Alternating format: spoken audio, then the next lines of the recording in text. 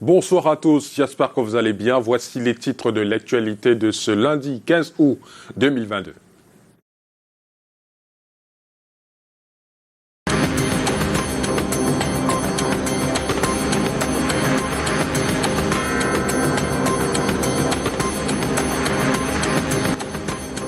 À la une ce soir, Marie, la Vierge vertueuse, modèle de vie pour les chrétiens catholiques du monde entier. La mère du Fils de Dieu célébrée ce 15 août au rythme de chants et louanges. Ambiance dans les paroisses de Douala et de Yaoundé. Produits cosmétiques, et si le marché était envahi par des produits blanchissants et dangereux sur les réseaux sociaux, dans les publicités, les marques présentent des produits bons pour les peaux noires. Derrière ceux-ci se cachent des produits hautement pigmentants. Comment sortir du piège? On le verra dans cette édition. Et l'équipe d'Awa Football Filles de Yaoundé, championne de la Guinness Super League 2022. Elle a obtenu son sacre après sa victoire face aux redoutables Amazones de Fab. Voilà pour les titres.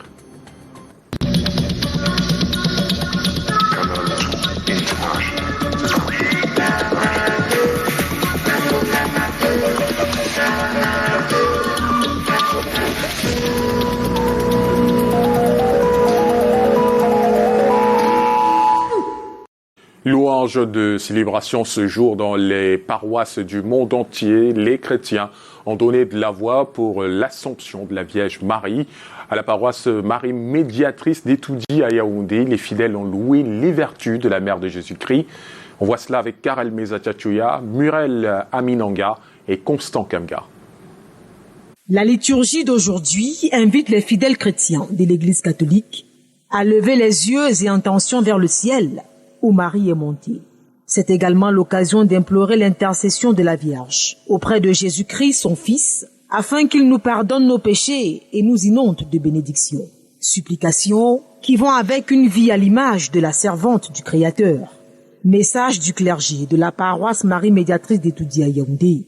L'homélie de ce lundi 15 août, tiré du livre de Saint Luc, chapitre 1, versets 39 à 56, retrace la vie de la mère du Sauveur de l'humanité, sa simplicité et son humilité, lorsqu'elle s'invita pleine de grâce dans la demeure de Zacharie et salua Élisabeth, mise en exergue. L'évangile selon Saint Luc, c'est ça que nous lisons aujourd'hui. Ce n'est pas écrit dans le livre que Marie a été prise au ciel. Ce n'est pas écrit. Mais nous prenons ce texte qui montre ses vertus, ses qualités.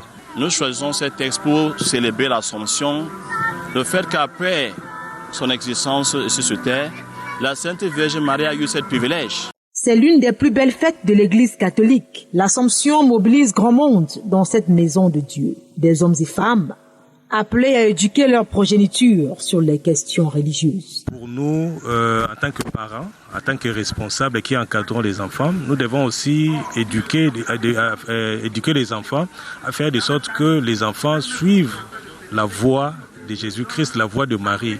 Nous devons toujours penser aux autres, penser à nos frères et sœurs, penser à leur rendre visite. Engagement pris pour certains et renouvelé pour d'autres au sortir de la célébration. Célébration riche en louanges et adorations. Et la paroisse Saint-Pierre et Paul de Douala a également embarqué dans le train de la célébration de la fête de l'Assomption. Les centaines de chrétiens présents ont puisé dans la source d'inspiration de la Vierge Marie. Titi Freeman et Henri Tina. Moment de prière et de confession pour ces chrétiens catholiques ce 15 août à la paroisse Saint-Pierre et Paul d'Aqua. Ils célèbrent l'Assomption, montée de Marie au ciel par cette messe de solennité. Marie est signe d'espérance et source de réconfort. L'Immaculée Conception est pour l'occasion célébrée. Après sa mort, sa résurrection et son entrée au ciel, la bienheureuse Vierge Marie reçoit son couronnement. Elle est élevée, corps et âme, à la gloire céleste pour ses valeurs et sa foi ferme en Dieu. Marie a été digne. Marie également a été une femme de foi. Elle a cru en Dieu du début jusqu'à la fin de sa vie. Elle a cru même au milieu des épreuves qu'elle a connues. La grande épreuve, c'est Jésus au pied de la croix.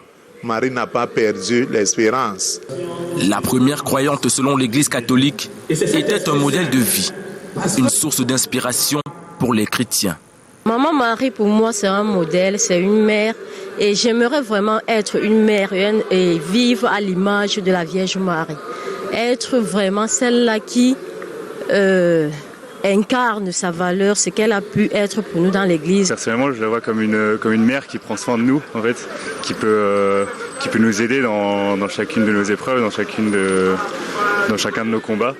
Depuis le paradis où elle se trouve, la Vierge Marie intercède pour le peuple de Dieu. D'où l'importance de l'événement religieux qui occupe une place particulière dans le christianisme catholique et orthodoxe.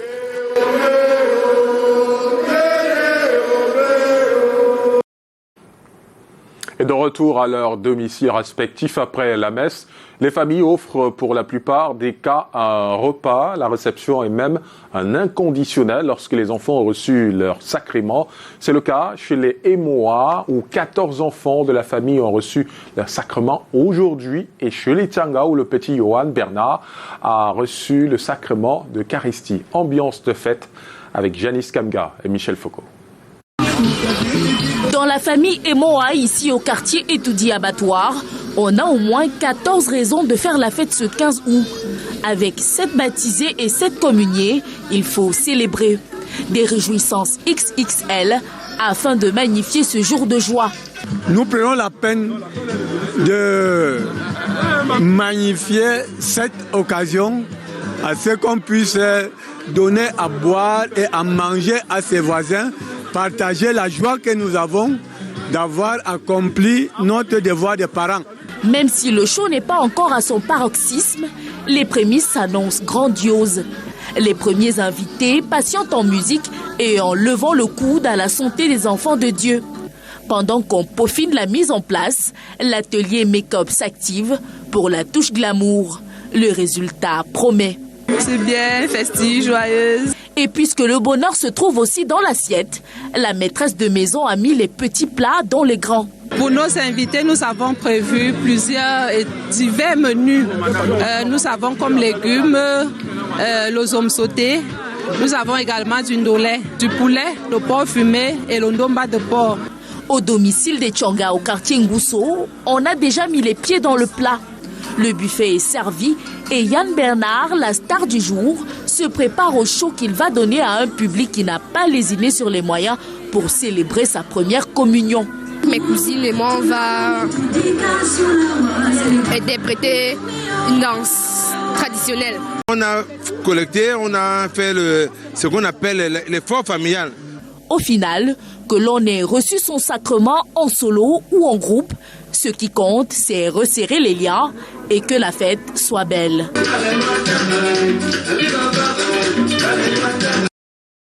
Pas de fête, aucune célébration, pas de culte également. L'Assomption est par contre un non-événement chez les chrétiens protestants, même si ceux-ci reconnaissent en Marie une femme vertueuse et particulièrement gracieuse de Dieu. Sa montée au ciel n'a aucune référence dans la Bible. Voyons cela avec Delphine Fonkotene et Michel Foucault. Église évangélique du Cameroun, paroisse des Sources à Yaoundé. Même pas l'ombre d'un fidèle dans la cour. En ce lundi d'Assomption, nouveau et ancien temple fermé. L'ambiance est la même ici au siège de la région synodale Centre-Sud 1. La paroisse de Loncac, ouvriers et brebis occupés à autre chose.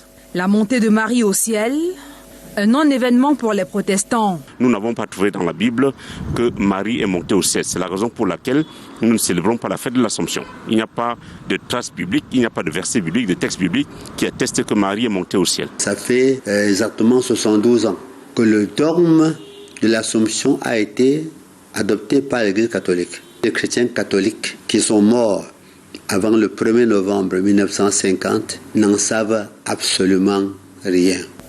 Néanmoins, les chrétiens protestants confessent que Marie n'est pas un personnage ordinaire. Celle que Dieu a utilisée pour faire venir le Christ sauveur au monde est reconnue ici comme une femme gracieuse et vertueuse. Nous savons prendre Marie pour exemple à suivre à plusieurs égards. Mais de là à la diviniser, à la mettre presque au même rang que son fils Jésus-Christ, nous les protestants, nous ne sommes plus d'accord. C'est Jésus qui a été crucifié, qui est mis sur la croix. Ce n'est pas Dieu qui est mort. Nous savons que par le dogme de la Trinité, nous croyons en un Dieu unique, Père, Fils et Saint-Esprit. Et les théologiens précisent sans confusion ni séparation. Donc Marie est la mère de Jésus, mais n'est pas la mère de Dieu. Si par miracle, il arrivait que les Saintes Écritures enseignent sur l'Assomption, alors les chrétiens protestants se mêleront à la fête. En attendant et par œcuménisme, on observe les frères catholiques célébrer la montée de Marie au ciel.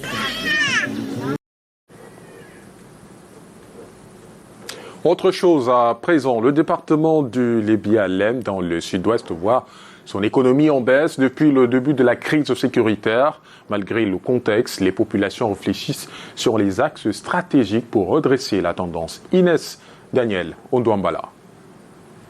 Le département du Lébialem, dans la région du sud-ouest Cameroun, se démarque par l'ampleur des atrocités enregistrées depuis le début de la crise sécuritaire. 5 ans déjà que les populations du Lébialem sombrent dans le désespoir, bouleversées par la guerre, une situation décriée par les populations locales qui aspirent pourtant au développement. Le ministre Paul Tasson, fils du terroir, conduit une délégation des élites du Lébialem à Buea pour passer au crible les problèmes que font face les populations. Que nous devons retrouver ce que nous étions avant cette crise.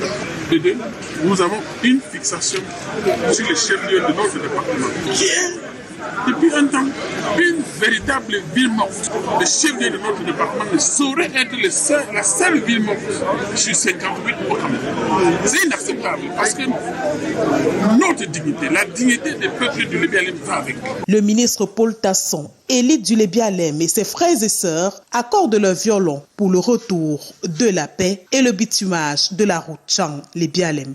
Pour déflécher Mendy, nettoyer tous les centres administratifs, toutes les structures de l'État qui sont là-bas, pour encourager que la vie normale est rétablie le prochain possible. Les questions de développement socio-économique ont été également évoquées au cours de la rencontre. Nous ne devons surtout jamais oublier que nous avons un rôle important à jouer dans notre développement. Il y a le gouvernement, oui, mais nous ne devons pas rester les bras croisés. Le cas de la route Tchang-Lébialem nous interpelle à plus d'un titre. Les populations du Lébialem se voient déjà vivre dans la paix et l'épanouissement économique, vivement que ce rêve devienne réalité. L'économie mondiale souffre également à cause de la guerre russo-ukrainienne au Cameroun. Les montants des subventions de l'État croissent d'un mois à un autre pour la stabilité des produits pétroliers. Et à l'inverse, les causes à l'origine de l'inflation mondiale du prix du brut n'annoncent pas les signaux de la fin. Monique Naosi-Fosso et Henri Tinda. Pour maintenir le prix des produits pétroliers inchangé, la subvention de l'État a atteint 108 milliards de francs CFA pour le seul mois de juillet. La nature de la conjoncture étant exogène, l'on se demande pendant combien de temps le gouvernement pourra-t-il continuer à subventionner le secteur. Une conjoncture qui est difficilement maîtrisable, que ce soit sur le plan du coût ou sur le plan de la durée, parce que vous ne maîtrisez pas les facteurs. Ce n'est pas des facteurs endogènes.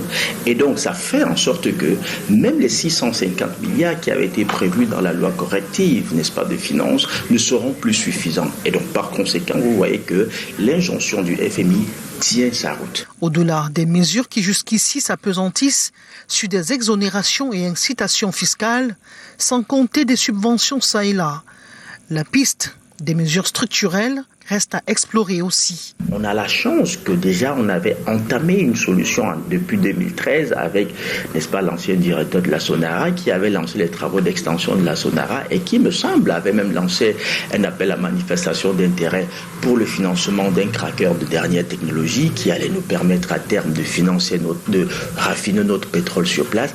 Pourquoi est-ce que ce projet a été arrêté? Il faut reprendre avec ce projet. Il me semble que le secrétaire général à la présidence avait donné des indications dans ce sens, de revenir à cette solution. Si cette solution peut s'implémenter, elle sera vraiment salutaire. Parce que tant que nous n'allons pas sortir des caprices du marché international, sortir des effets spéculatifs des traders et des marketeurs, sortir des coûts transactionnels liés, n'est-ce pas, au fret maritime, à tout ce qui se passe sur le marché international, nous ne serons pas sortis de l'auberge. L'une des solutions serait, selon l'avis d'experts, la mise en place d'une chaîne de valeur sur laquelle l'État pourrait avoir assez de maîtrise pour faire des planifications. Plus de 10 000 cas de choléra déjà au Cameroun, des chiffres inquiétants du ministère de la Santé publique. Mais dans certains marchés, le décor ne favorise pas le taux de contamination. Voici le reportage de notre stagiaire Lesline Poumetia et Henri Tinda. Des zones noires, des flaques de boue, des aliments à même le sol. Voici le visage que présentent certains marchés de la capitale économique. Malgré les multiples campagnes de sensibilisation contre le choléra, la saleté règne de plus belle dans ces espaces de vente. Ces Bayam Salam installent les articles sur le sol malgré eux. Généralement, même, ce n'est pas de manière volontaire qu'on le fait. Dans notre cas d'espèce, par exemple, là où nous exposons ici, nous sommes provisoirement installés.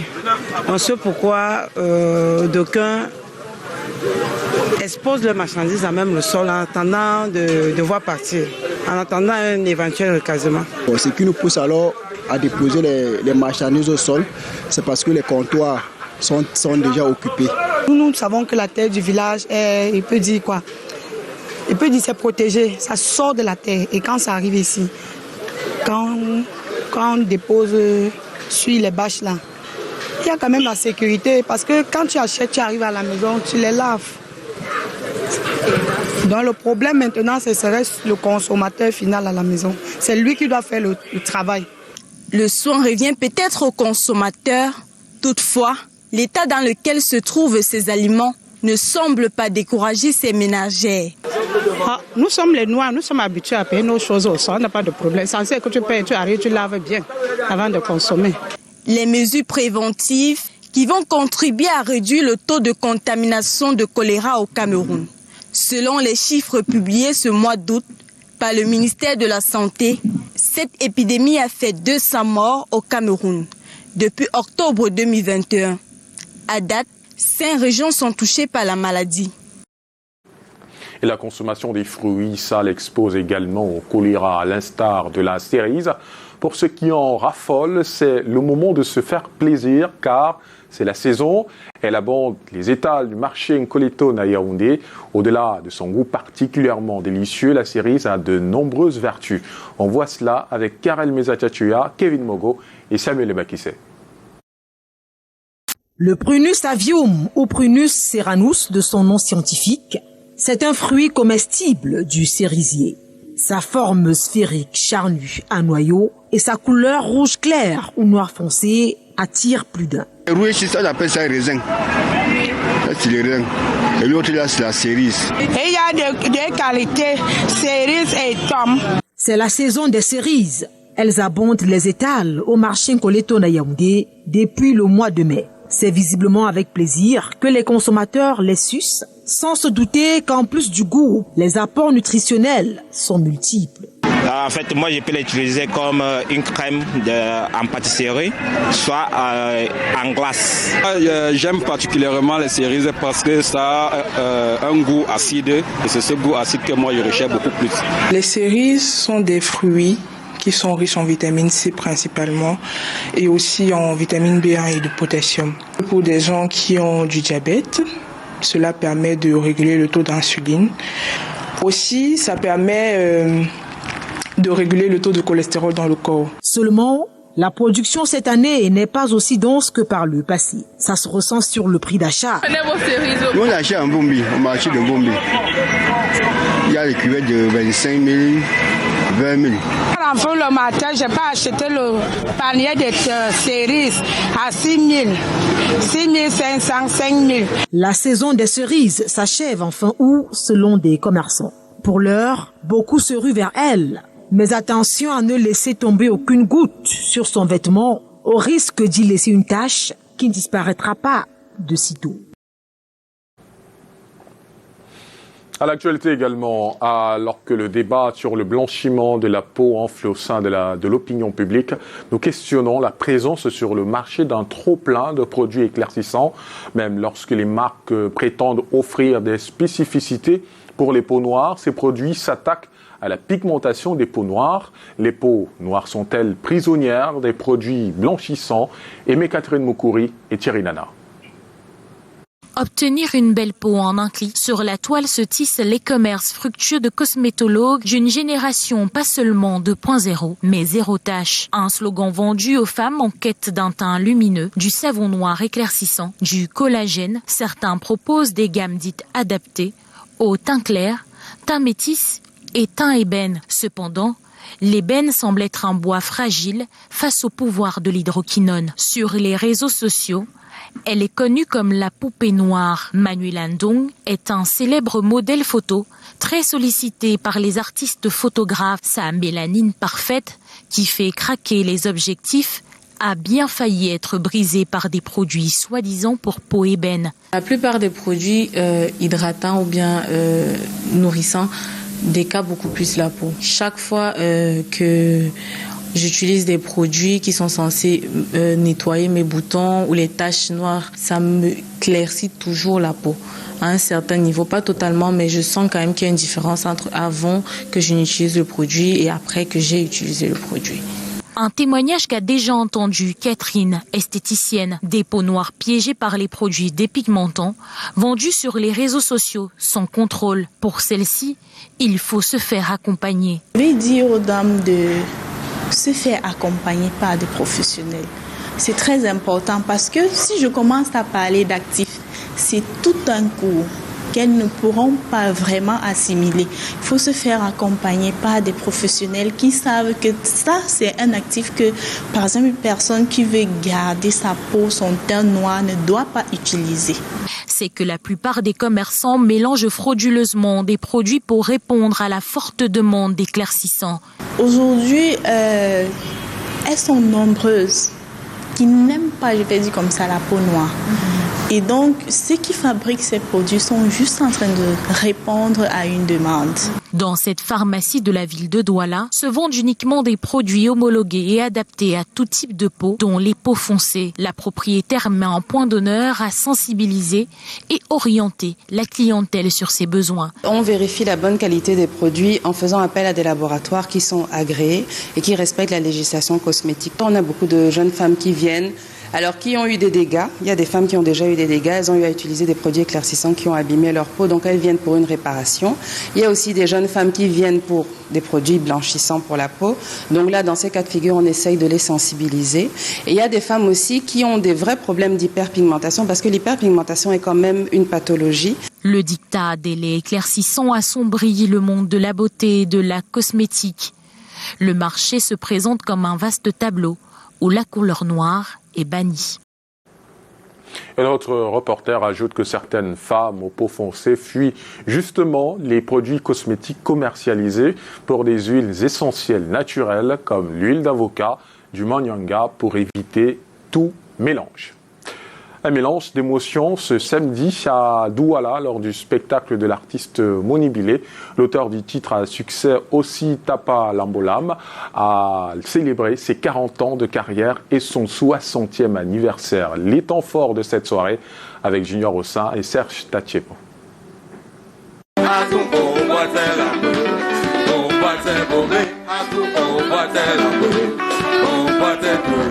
Moni Bilé est sur la scène à Douala. Le public admire toujours la voix forte et les tests poignants d'un artiste qui a marqué son époque et celle d'aujourd'hui.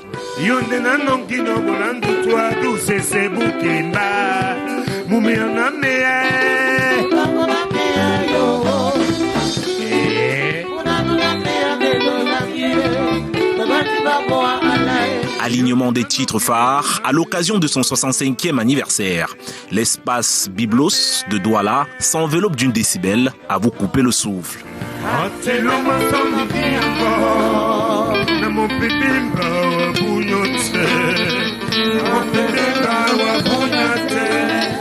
Pour marquer ce moment musical et cette célébration d'anniversaire, des artistes de renom vont se succéder sur la scène, à l'instar de George Dixon, Papillon, Beko Sadé, Messi Ambroise, Manulo, Toto Guillaume, Bendeka, Sanfa Thomas, Aladji Touré, Jenny Gento, entre autres.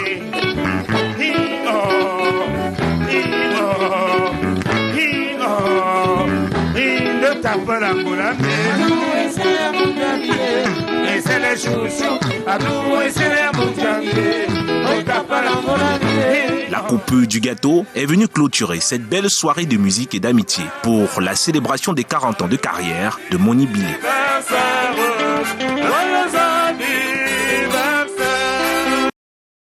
Et dans une ambiance moins bruyante, Regina Leke, journaliste en service à Canal 2, a célébré son prix de meilleur reporter environnemental de l'année, décerné par Victoria International Media Merit.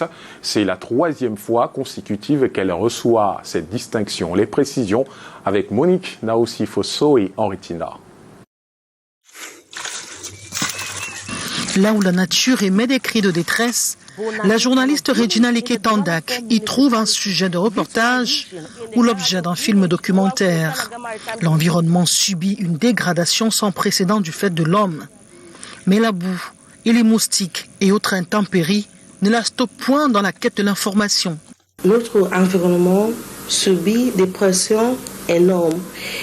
Il y a la déforestation, la dégradation de terre, il y a la pollution. Et tous ces problèmes, on a déjà les conséquences aujourd'hui. Moi, je suis journaliste, j'ai une bonne plateforme comme Canal 2 International. Beaucoup de gens suivent Canal 2 International. Donc, pour moi, c'était important de chercher les informations sur les problèmes liés à notre environnement. La présentatrice du magazine Planète Rail sur Canal 2 International aborde toutes les thématiques relatives à l'environnement avec le concours des experts. Un travail de fourmi qui lui obtient en 2018 au Kenya le prix Youth Conservation Award. Et pour la 3e fois consécutive, Regina Leke Tandak décrochera le prix de meilleur reporter de l'environnement pour l'année 2022, prix décerné par Victoria International Media Merit Award. On a passé beaucoup de temps à parler de politique. Pas que le politique n'est pas important, c'est important.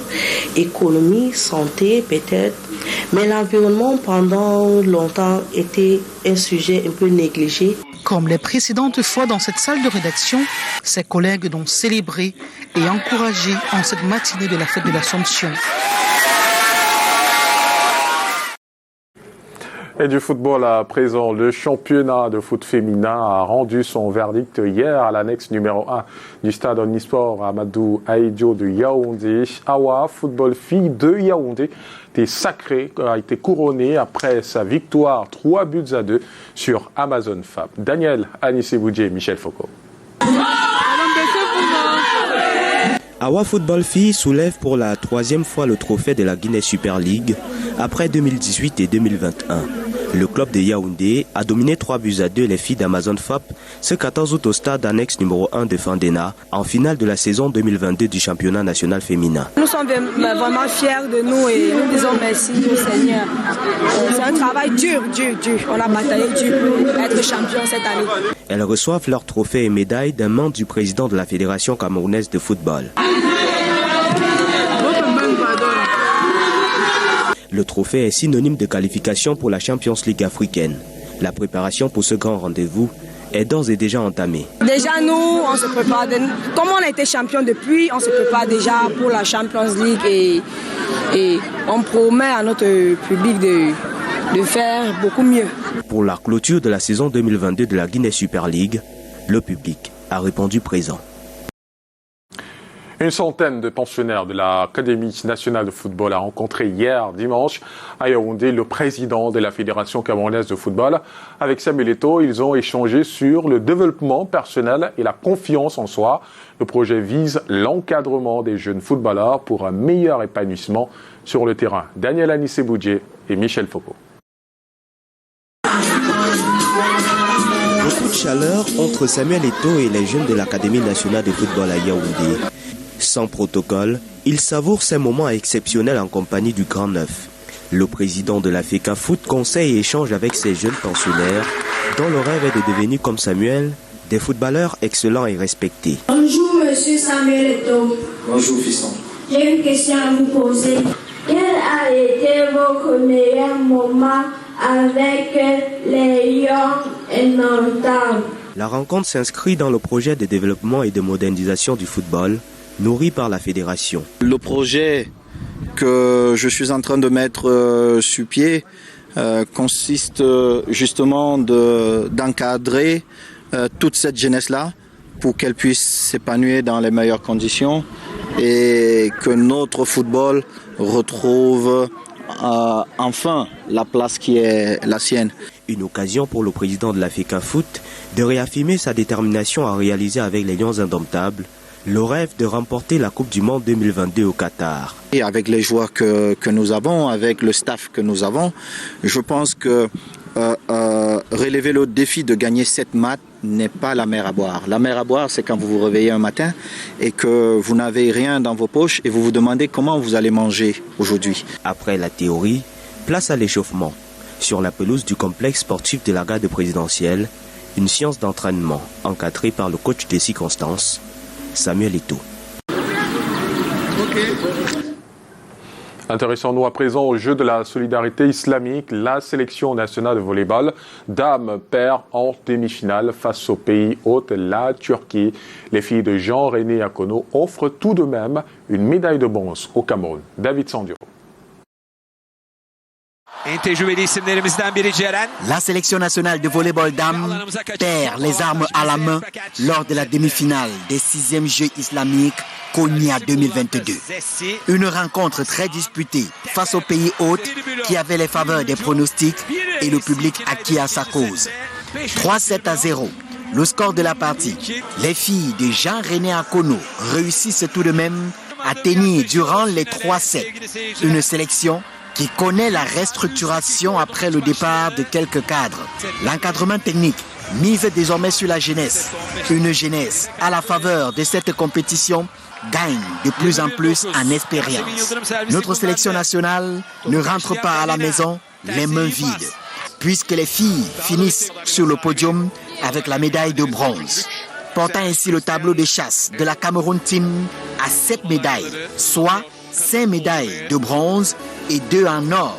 Les médailles en or ont été remportées par l'haltérophilie, tant chez les messieurs que chez les dames. Notons également que les volleyeurs sont passés tout près de l'or cet après-midi en perdant également en finale de la compétition. Nous y reviendrons dans nos prochaines éditions. Et l'actualité à l'étranger nous conduit au Kenya. Les résultats de la présidentielle sont toujours attendus. Par contre, les messes ont été dites dans les paroisses des différents candidats pour le maintien de la paix. En Égypte, les enfants ont trouvé la mort dans un incendie. Escalmonde, l'île Piediou et Calvin Tekam.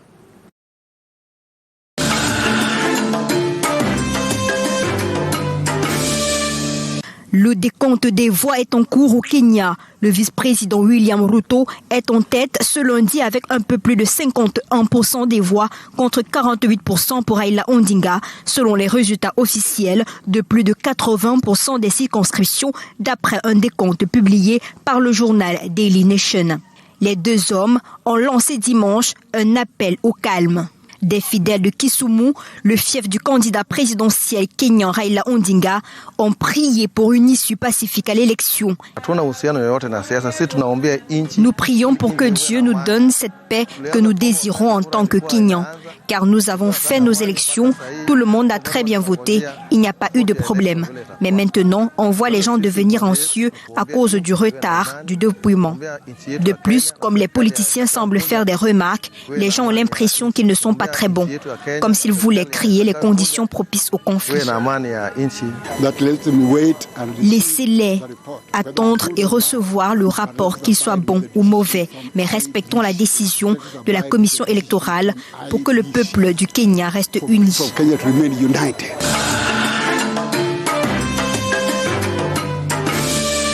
Pendant ce temps, dans le diocèse d'Eldoret, bastion du candidat présidentiel kenyan William Ruto, l'évêque Dominique Kimenjik prie pour la paix en attendant l'issue du vote. Nous n'avons pas de rapport avec la politique, nous prions seulement pour la paix du pays. Lorsque le vote a commencé, nous avions besoin de paix et jusqu'à présent, nous avons toujours besoin de cette paix et nous l'avons en attendant les résultats du scrutin. Donc, en tant qu'Église, nous continuons à prier pour la paix afin que le gouvernement maintienne la paix dans le pays.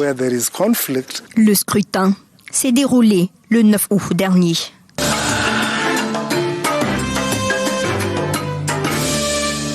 Des funérailles ont lieu dans 2 églises du Caire, dont l'église Sainte-Marie et l'église de l'Archange Michel, pour les 41 victimes d'un incendie qui a ravagé une église chrétienne copte pendant la messe de dimanche, obligeant les fidèles à sauter par les fenêtres.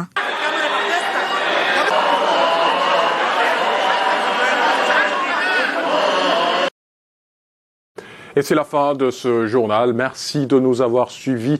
N'oubliez pas les autres rendez-vous avec l'information. À 13h, Henri Kédian et Monique Naossi-Fosso. À 15h30, le journal des régions. Et à 18h15, le journal en langue anglaise présenté par Gladys Ambo. Moi, je vous retrouve demain, même lieu, même heure, 19h50. Bonsoir.